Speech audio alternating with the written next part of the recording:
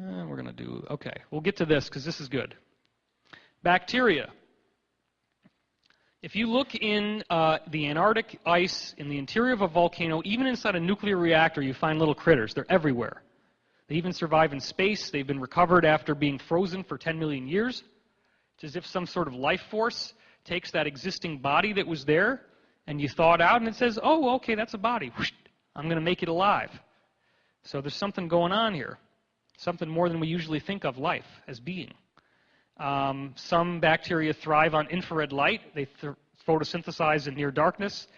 And they've been found miles below the surface of the ocean floor.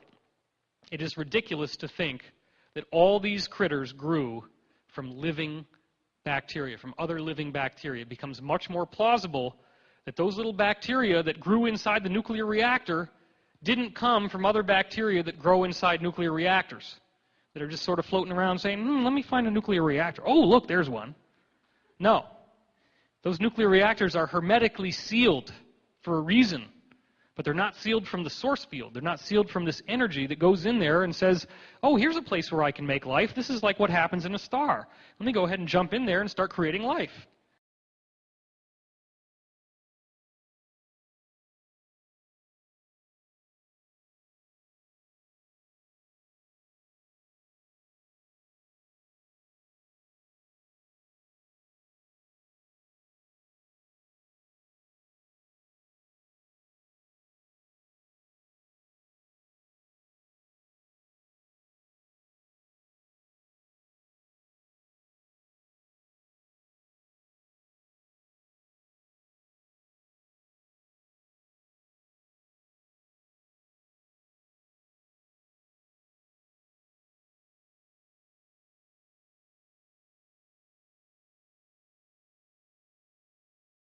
So they call this a problem, but it's actually a proof.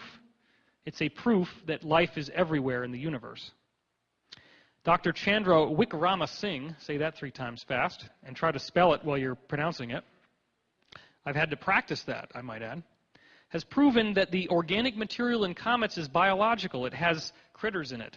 There's billions of comets in the solar system alone, and he believes that all life on Earth may have come here from a comet. And this is Dr. Francis Crick, the founder of DNA.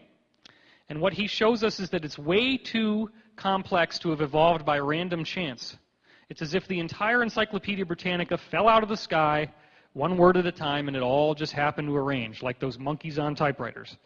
That's the kind of logical idiocy that it is involved to try to say that DNA is a Darwinian mutation from random accidents. And this is the guy that co-founded DNA with Dr. Francis Crick. Okay? Or he is Dr. What am I saying? There's Watson and Crick. 99, here's his biggest discovery. Now, this is the same guy that discovered DNA. Why isn't this as popular as his other discovery? He looks at all the dust in the line of sight between where we are on Earth and the center of the galaxy, and all of it looks just like bacteria in its heat signature and its light signature. Exactly the same. It is bacteria. So this is Howard Hughes' worst nightmare. Space is filled with germs. Don't go to space if you're a germaphobe. Even the mainstream media is saying space that creates human life found in another solar system. Well, we know that space has these source field differences. There's a source field energy in space that you don't see here on Earth. It's called the overview effect or space euphoria. Astronauts go out there, they get this massive energetic high from being in space. It's been reported by many of them. The Chinese have taken seeds and flown them into space, and it's important that you do this in a space capsule that doesn't have PVC plastic windows and doesn't have aluminum in the chassis. If you do that, which is what the NASA probes are like, it doesn't work. It won't work. If you have any PVC plastic at any point over the windows, they're not going to do this. And if you have aluminum in the body of the thing, it's not going to work. The Chinese built one that didn't do it that way. And what happens is, they send these seeds out into space, and remember what I said about the Great Pyramid, or the pyramids built by the Russians? They tossed the seeds in, and what happened to the seeds? 400% more productive seeds, 400% bigger plants. Would you like to see the kind of crops that the Chinese were growing when they just flew the seeds into space? Let's go for it. Bang! There's your pumpkin. That's the only thing they've done is grow it hydroponically and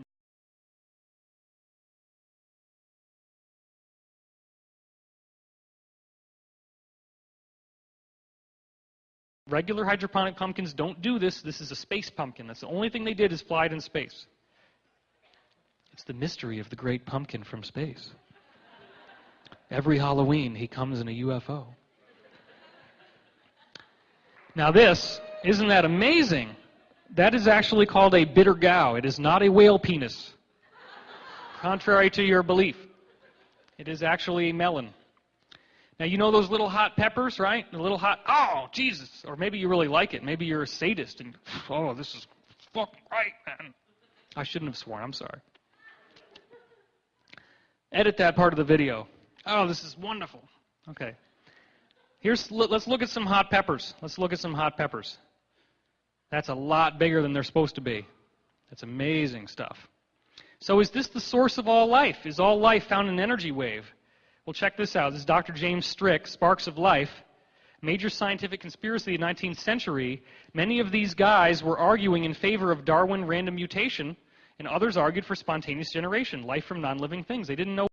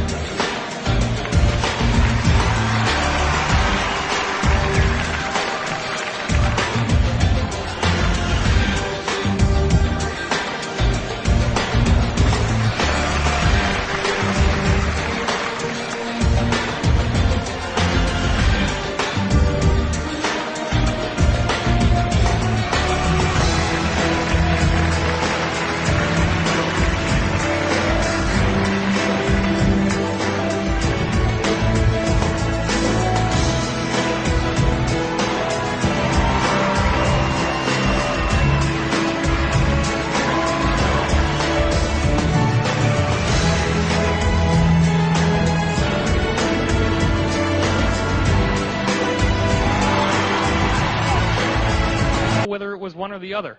They found numerous experimental examples of spontaneous generation. Pasteur had cases where life originated from non-living things, so it's not as easily dismissed as we would like to believe. Louis Pasteur is why you have pasteurized milk.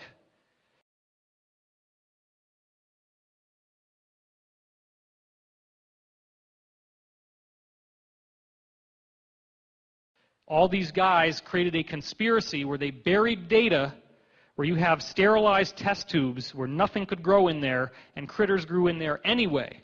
And they threw it all away because they wanted to believe Darwin was right. Because survival of the fittest is an Illuminati philosophy that says if I'm the best killer, then I'm the most evolved on the planet. And that's how they felt about themselves. So they enforced it into the scientific structure of the world. History's been completely rewritten in favor of that model.